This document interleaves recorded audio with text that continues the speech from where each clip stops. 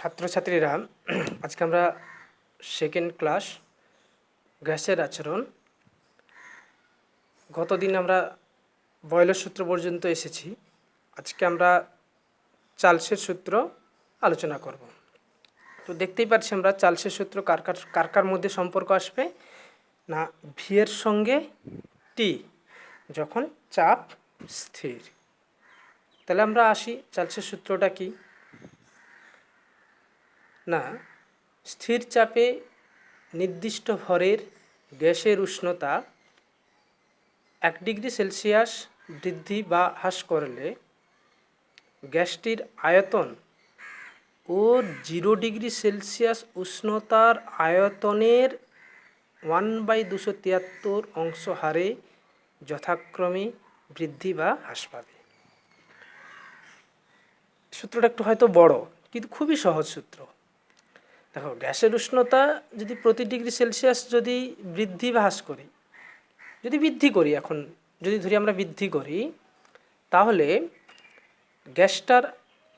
গ্যাসটির আয়তন 0 degree Celsius উষ্ণতার যে আয়তন তার 1/273 অংশ হারে বৃদ্ধি পাবে। আর যদি হ্রাস করি তাহলে হ্রাস পাবে।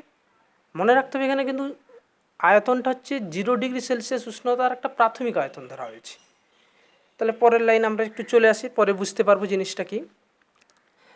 দেখো, আমরা এখন ধরে নিচ্ছি যে 1 ডিগ্রি, দেখো স্থির চাপে নির্দিষ্ট ভরের 0 ডিগ্রি সেলসিয়াস উষ্ণতায় গ্যাসের আয়তন কত ধরেছি, V0 ধরেছি। এই 0 ডিগ্রি সেলসিয়াস উষ্ণতার গ্যাসের আয়তন V0। তাহলে 1 ডিগ্রি সেলসিয়াস উষ্ণতা বৃদ্ধিতে উষ্ণতা বাড়িয়েছি 1 ডিগ্রি, তাহলে গ্যাসের আয়তন কী হবে, বাড়বে। দেখো, গ্যাসের আয়তন বৃদ্ধি পাবে, কত বৃদ্ধি পেল, দেখো এই 0 ডিগ্রি সেলসিয়াস উষ্ণতার যে আয়তন ছিল 0 ডিগ্রিতে কত ছিল, V0 ইন্টু 1/273, এটা চার্লসের সূত্র অনুসারে এসেছে, 1/273 অংশ হারে বৃদ্ধি পাবে। সাপোজ একটা ছোট্ট উদাহরণ দিই আমি। ধরো তোমাদের ক্লাসে 10 জন স্টুডেন্ট আছে, তাহলে যদি বলি ওই স্টুডেন্টের 1/5 অংশ বাড়বে, তাহলে কত বৃদ্ধি পাবে, 10 গুণিতক 1/5, 10 গুণিতক 1/5, তাহলে কত হলো, 2 জন বাড়লো, তাই তো। এবারে তাহলে আমি যদি বলি কতজন হবে, আগে ছিল কত, 10 জন, তাহলে এখন হবে কতজন, 10 + 2, 12 জন। সেই রকম আগে আয়তন কত ছিল, V0, তাহলে 1 ডিগ্রি পরের ঠিক ভাষাটা দিয়ে দিয়েছি। দেখো, এটা হচ্ছে বৃদ্ধি পাবে, পরেরটা দিয়েছি। দেখো, 1 ডিগ্রি সেলসিয়াস উষ্ণতায় গ্যাসের আয়তন হবে, তাকে আমি V1 ধরেছি, তুমি অন্য কিছু ধরতে পারো, আমি V1 ধরেছি। তাহলে কত, আগে ছিল V0, বাড়লো এটা, তাহলে যোগ করে দিলাম V0 ইন্টু 1 + 1/273। এটাকে একটু ক্যালকুলেশন করলাম, V0 কমন নিলাম, 1 + 1/273। ওকে, এবারে তাহলে আমরা আসছি, এবারে যদি 1 ডিগ্রি সেলসিয়াস উষ্ণতা বৃদ্ধিতে গ্যাসের আয়তন, এবার টি ডিগ্রি ধরছে, 1 ডিগ্রির জায়গায় কত ধরে নিয়েছি আমি, টি ডিগ্রি সেলসিয়াস উষ্ণতায়, এখান থেকে জাস্ট V0টা কমন নিয়েছি, V0 কমন করলে 1 + 1/273।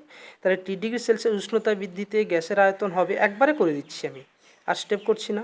একই রকমভাবে বৃদ্ধি বের করবো, এটা হচ্ছে বৃদ্ধি, যে V0 ইন্টু T/273, এখান থেকে 1-এর জন্য 1/273, তাহলে টি ডিগ্রি বাড়িয়েছি।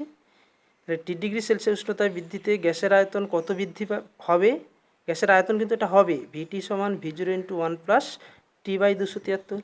যদি এখানে 2 ডিগ্রি করতাম তাহলে কত হতো, টি এর জায়গায় কত আসবে 2, 3 ডিগ্রি করলে কত হতো, টি এর জায়গায় কত আসবে 3। তাহলে এই এত দূর পর্যন্ত হলো আমরা বৃদ্ধিতে। এবার আমি যে স্যার উষ্ণতা হ্রাস, এই দেখো তাই করে দিচ্ছি। তাহলে -T ডিগ্রি সেলসিয়াস উষ্ণতায়, -T মানে কি, উষ্ণতাটা আমি হ্রাস করছি, ঠিক আছে, উষ্ণতা আমি হ্রাস করছি। তাহলে উষ্ণতায় গ্যাসের আয়তন হবে V(-T), এগুলো সব ডিনোট করা বোঝাচ্ছে, এগুলো ডিনোট করছে আমি, V(-T) সমান V0 ইন্টু 1 দেখো এই প্লাসের জায়গায় কী হয়ে গেল, -T/273, ঠিক আছে, হলো। ভালো করে বুঝে দেখো, 1 ডিগ্রির জন্য এখানে 1/273, 2 ডিগ্রি হলে তাহলে এখানে কত হয়ে যেত, 2/273, 3 ডিগ্রি হলে এখানে 3/273। বৃদ্ধির জন্য প্লাস, আর হ্রাসের জন্য এখানে কি হয়ে যাবে, প্লাসের জায়গা হয়ে যাবে মাইনাস। পরে আর একটা জিনিস আমরা চলে আসি, তাহলে দেখি -273 ডিগ্রি সেলসিয়াস উষ্ণতায় কত হচ্ছে গ্যাসের আয়তন, তাহলে -273 ডিগ্রি সেলসিয়াস উষ্ণতায় গ্যাসের আয়তন কত হচ্ছে, ভি অফ -273, এটা ডিনোট করলাম। V0 ইন্টু 1 মাইনাস টি এর জায়গায় কত হবে, তাহলে 273। দেখো মাইনাস মানে এখানে প্লাস হ্রাস করছি, উষ্ণতার হ্রাস, সেই জন্য -273। এটা কেটে গেলে কত হয়ে যাচ্ছে, 0। দেখো এই 273 কেটে গেল 1, 1 মাইনাস 1 মানে 0। তাহলে -273 ডিগ্রি সেলসিয়াস উষ্ণতায় গ্যাসের আয়তন কত পাচ্ছি, 0। এটা গাণিতিকভাবে সম্ভব, কিন্তু বাস্তবে তা সম্ভব নয়। বাস্তবে গ্যাসের আয়তন 0 হয়। এই উষ্ণতা পৌঁছানোর পূর্বেই গ্যাস তরল কিংবা কঠিনে পরিণত হয়। এটা ভালো করে নোট করবে, 1 বছর মাধ্যমিকে এসেছিল এই প্রশ্নটি। তাহলে -273 ডিগ্রি সেলসিয়াস উষ্ণতায় গ্যাসের আয়তন গাণিতিক উপায়ে 0 হচ্ছে, কিন্তু এই উষ্ণতা পৌঁছানোর পূর্বেই গ্যাস তরল কিংবা কঠিনে পরিণত হয়ে যায়। তাহলে আমরা কি পেলাম, যে এই -273 ডিগ্রি সেলসিয়াস উষ্ণতার নিচে আর কোনো তাপমাত্রা থাকতে পারে না। এর চেয়ে নিচে আর কোনো তাপমাত্রা থাকতে পারে না, কারণ এই উষ্ণতা গ্যাসের আয়তন 0 হচ্ছে। সেই জন্য এই উষ্ণতাটাকে বলা হচ্ছে পরম শূন্য উষ্ণতা। সেই জন্য এই উষ্ণতাটাকে কী বলা হয়, পরম শূন্য উষ্ণতা। পরম শূন্য উষ্ণতা কাকে বলে, -273 ডিগ্রি সেলসিয়াস উষ্ণতায় গ্যাসের আয়তন 0 হয়ে যায়। সেই জন্য এই উষ্ণতাটাকে বলা হয় পরম শূন্য উষ্ণতা। এবার দেখো চার্লসের সূত্র হইতে এর মানটা বের করো। পুরো আগেরটা ফার্স্ট স্টেপ লিখবে, এই গদটা ধরবে, যে এই জিনিসটা উপরের এই জিনিসটা ধরলে, তারপরে এই লাইনটা একদম হয়ে গেল। ঠিক আছে। আচ্ছা, তোমাদের একটা কাজ দেওয়া আছে, চার্লসের সূত্র হইতে এর মান নির্ণয় করো, কিভাবে ধারণা পাওয়া যায় তা বলো। পুরো ওই জিনিস সেম জিনিস, এটা কিন্তু হোমওয়ার্ক হিসাবে দেওয়া থাকলো। এবার আমরা আসছি উষ্ণতার পরম স্কেল। তখন নতুন একটা স্কেল উদ্ভাবন করা হলো, যেটা যেহেতু ওই উষ্ণতার তো নিচে আর কোনো উষ্ণতা থাকতে পারে না, সেজন্য একটা নতুন একটা স্কেল উদ্ভাবন করা হলো। সেটা কি না, উষ্ণতা পরম স্কেল। সেটা আমি আগে একটু বুঝিয়ে নিই, তারপরে ডেফিনেশানে আসছি। দেখো সেলসিয়াস স্কেল আমরা জানি, আর এটা একটা পরম স্কেল বা কেলভিন স্কেল। দেখো সেলসিয়াস স্কেলে এই দেখো 0 ডিগ্রি সেলসিয়াস, সেটা হচ্ছে কেলভিন স্কেলে কত হচ্ছে, 273। আর এখানে কত, ঊর্ধ্ব স্থিরাঙ্ক ছিল 100, এটা হচ্ছে 373। দেখো জাস্ট 273 করে যোগ করছি আমি। তাহলে জিনিসটা কি না, যেহেতু এই তাপমাত্রাটার নিচে আর কোনো তাপমাত্রা থাকতে পারে না, সেই জন্য নতুন একটা স্কেল উদ্ভাবন করা হয়েছে, যে স্কেলে -273কে 0 ধরা হয়েছে, অর্থাৎ নিম্ন স্থিরাঙ্ক ধরা হয়েছে।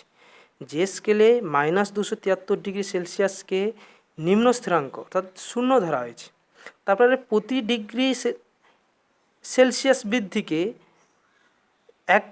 এক ডিগ্রি সমান করে যে স্কেল উদ্ভাবন করা হয়েছে। তাহলে পরম স্কেল আমি আরেকবার ডেফিনেশনটা বলছি না, যে স্কেলে পরম শূন্য উষ্ণতাকে নিম্ন স্থিরাঙ্ক ধরে উষ্ণতার প্রতি ডিগ্রি বৃদ্ধিকে 1 ডিগ্রি সেলসিয়াসের সমান ধরে যে স্কেল উদ্ভাবন করা হয়েছে, তাকে বলা হচ্ছে পরম স্কেল। ঠিক আছে। তা দেখো সেলসিয়াস স্কেলে -273, সেটা কেলভিন স্কেলে 0 ধরা হয়েছে। তারপর দেখো 1 ডিগ্রি, এরও 1 ডিগ্রি সেলসিয়াস, এরও এক ঘর, এরও এক ঘর, এরও এক ঘর, সেলসিয়াস স্কেলেরও এক ঘর, কেলভিন স্কেলেরও এক ঘর। তাহলে দেখো এইখানে কত যোগ করলে 0 হচ্ছে, 273। তাহলে এর সঙ্গে 273 যোগ করলাম, 0 পেলাম। এর সঙ্গে তাহলে 273 যোগ করলাম, 273 পেলাম।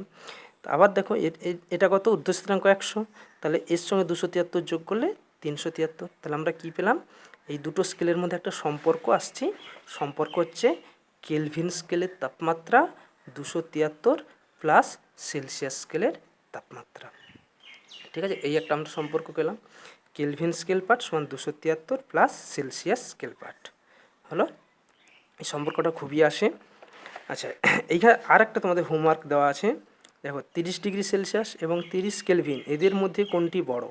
একটু বলে নেই তার আগে, যে এই কেলভিন স্কেল লেখা হয় কে, এখানে কিন্তু কোনো ডিগ্রির চিহ্ন আসবে না, না হলে ডিগ্রি এ, এইভাবে লিখতে হবে তাপমাত্রার আগে, তাপমাত্রার পরে শুধু কে। দেখো লেখা আছে শুধু কে দিয়ে লিখেছি, না হলে ডিগ্রি এ থাকবে। তাহলে এদের মধ্যে কোনটি বড়, এটা হোমওয়ার্ক থাকলো। আচ্ছা, নোট আর একটা কি নোট মনে রাখবে যে এই নিম্ন স্থিরাঙ্ক, এই পরম শূন্য উষ্ণতা আমরা সেলসিয়াস স্কেলে জানলাম, কেলভিন স্কেলে জানলাম, তাহলে ফারেনহাইট স্কেলে কত আসবে? সেই দেখো ফারেনহাইট স্কেলে পরম শূন্য উষ্ণতার মান -459. আচ্ছা,